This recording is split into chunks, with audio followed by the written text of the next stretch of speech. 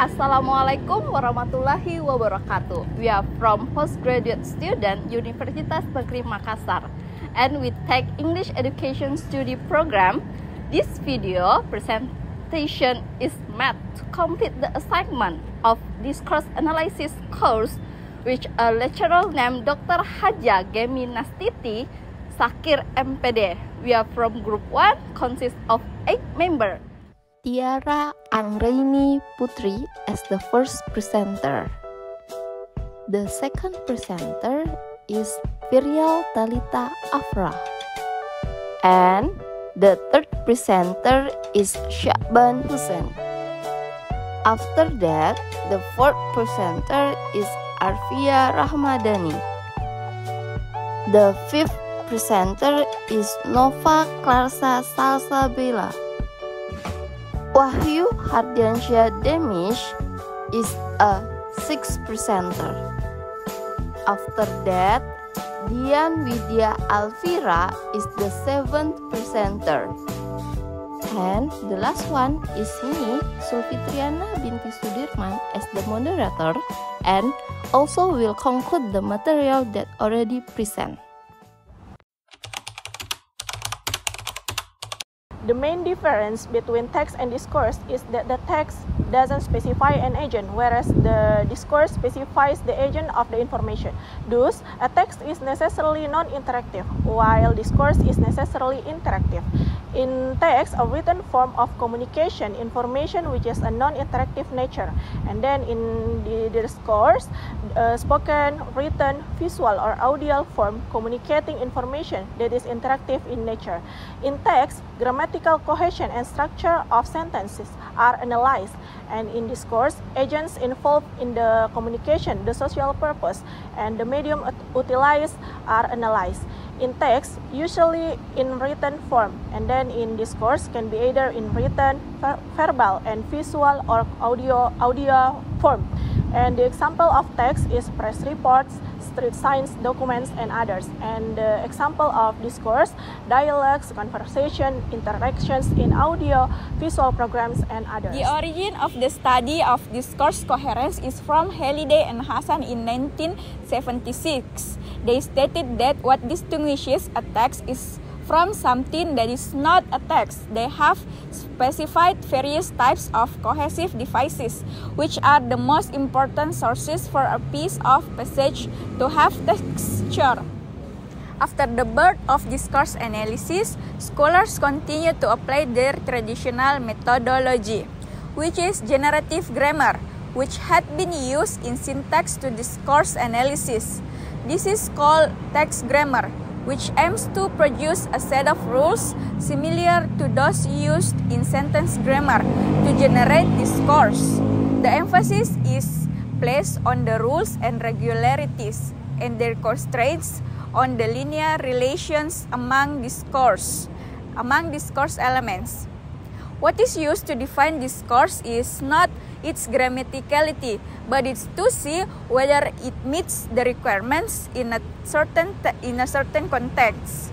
Therefore, the focus of attention in discourse analysis has shifted from its grammaticality to its textuality. As you can see here, discourse coherence is an important aspect of text quality.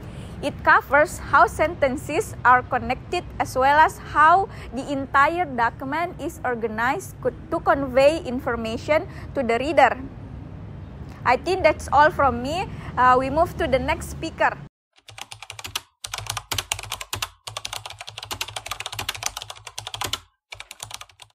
A general survey of discourse coherence, according to Halliday and Hassan's 1976, a text is coherent which must be satisfied to conditions. A text must be consistent with the context in which it is created. And the second one is a text must have cohesion, that is all parts in a text must be connected by a cohesive device. Coherence of a discourse is represented at two levels. The first one is linear coherence, refers to coherence relations, holding between propositions expressed by composite sentence and sequence of those sentences. That is from Fantich in 1977. And then the second one is global coherence, is of a more general nature and characterize a discourse as a whole or a large fragment of a discourse. The Beaugrade and Dressler in 1981 proposed 7 defining characteristics of a text, which they called 7 standards of textuality. The first one is intentionality, and then the second one is acceptability, third one is informativity, and then the fourth one is situationality, and then fifth one is intertextuality, and sixth one is cohesion, and then the last one is coherence. Okay.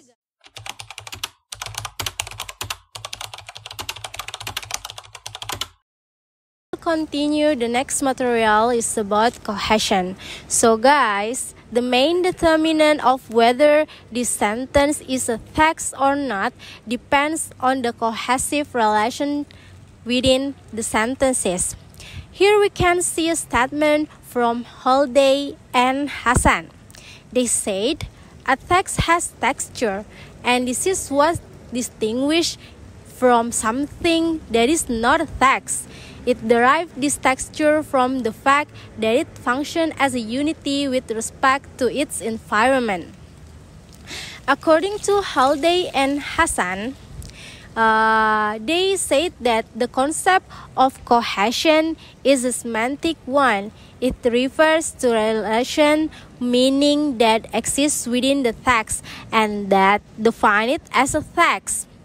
After looking at the statement from Holiday and Hassan, we can conclude that the importance of cohesion lies in the continuity it expresses between one part of the text and another. So guys, Holiday and Hassan categorize the types of cohesive devices.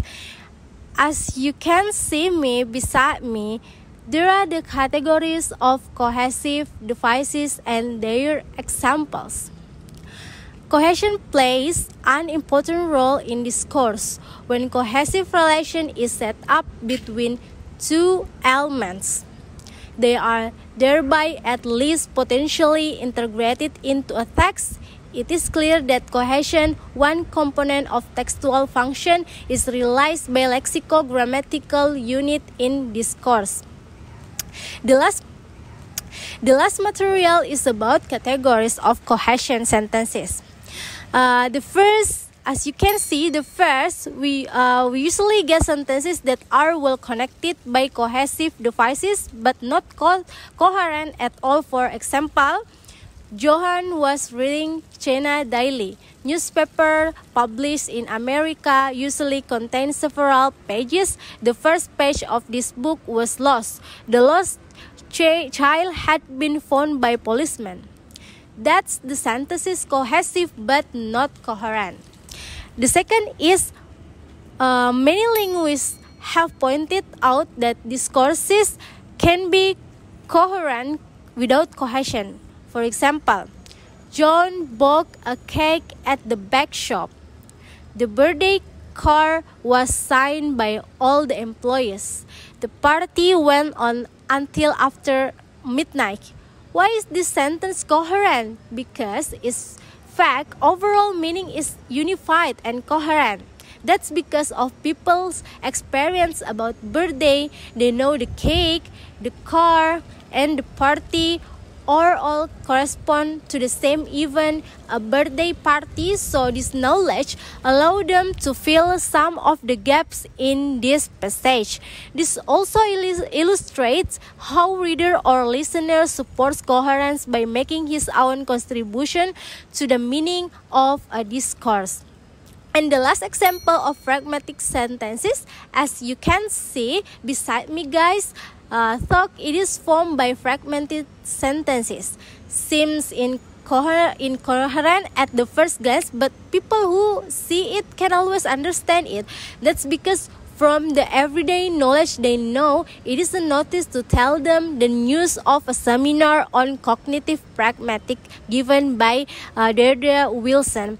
I think that's all.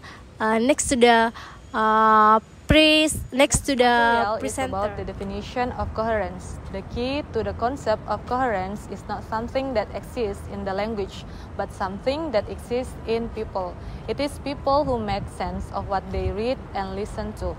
Another definition of coherence held by Reinhardt, 1918, is that coherence is composed of the semantic and grammatical connectedness between discourse and context. According to him, coherence comprises three elements: connectedness, consistency, and relevance. By connectedness, he means the sentences in a text are interconnected with each other in semantic and grammar. Consistency refers to the fact that there is no contradiction between the propositions expressed by this sentence and they are true to a certain extent. The example of coherence is John bought a cake at the bake shop. The birthday card was signed by all of the employees. The party went on until after midnight. So you can see from the sentence, they are connected to each other. They are make sense. Based on previous researchers on cohesion and coherence, the author views cohesion and coherence as two different but interrelated linguistic terms important in discourse analysis. They are formally rather than functionally different, but cohesion is more obvious than coherence because it only deals with the surface structure of discourse. Cohesion is neither necessary nor sufficient to create a coherent discourse, but a useful means to coherence. The relation between coherence and cohesion is outlined as follows.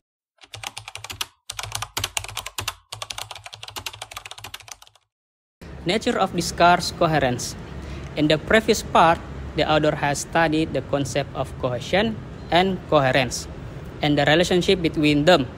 The following part will be focused on exploring the nature of discourse coherence. Coherence is an important concept in discourse analysis. Linguists hold two different views towards the nature of discourse. The first one is discourse as a static product, and then the second, discourse as a dynamic process.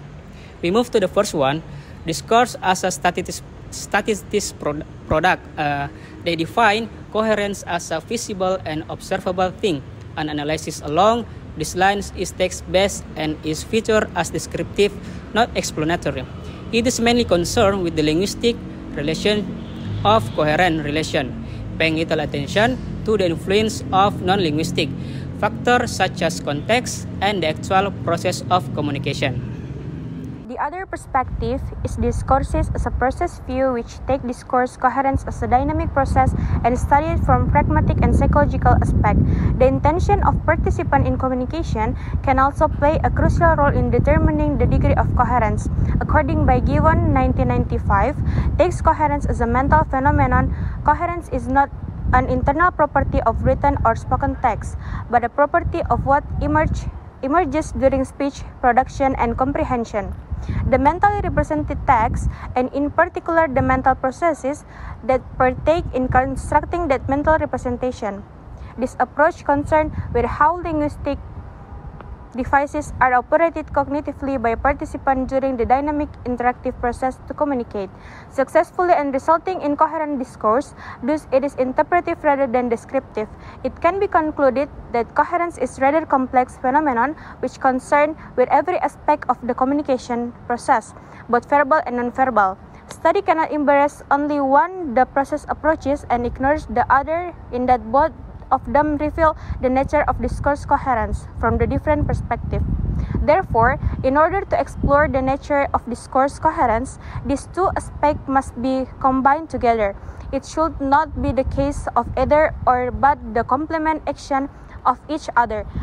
It is both a static and dynamic process. A coherent discourse cannot only be achieved by linguistic device, but also by mutual effort of participants in communication.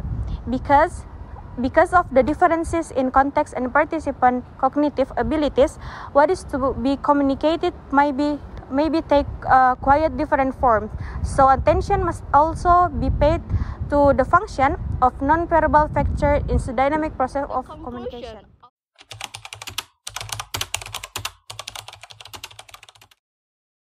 This material is the word cohesion and coherence are often used together with a similar meaning, which relates to how a text join together to make a unified whole. Cohesion and coherence refer to the way a text is organized so that it can hold together. From the point of view of discourse as a product, coherence is a linguistic phenomenon, and coherence is the consequence of interaction between the addresser and addressee. So, in discourse comprehension and teaching, both linguistic and non-linguistic factors should be involved. That's all our presentation today. Thank you for watching. Dadah, see you next time.